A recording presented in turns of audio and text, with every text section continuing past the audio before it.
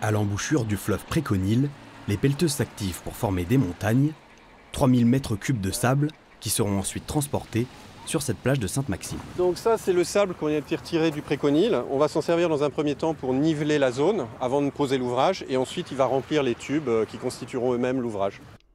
Des tubes, ou plutôt des géotubes, comme ici à Cannes ou à Sète, ce système existe déjà ailleurs en France. Il sert à lutter contre l'érosion côtière. Il y a un câble qui vient là et un câble qui part là-bas.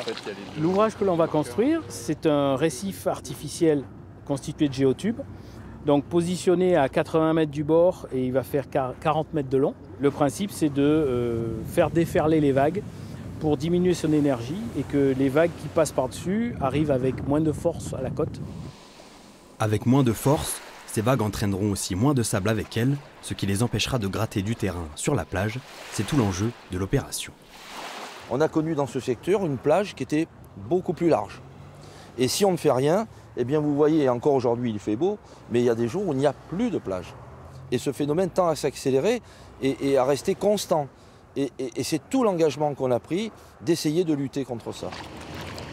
Les travaux doivent durer jusqu'au début du mois de juin, mais les experts sont unanimes. Il en faudra plus pour préserver ce littoral fragilisé, afin que tout le monde puisse encore en profiter.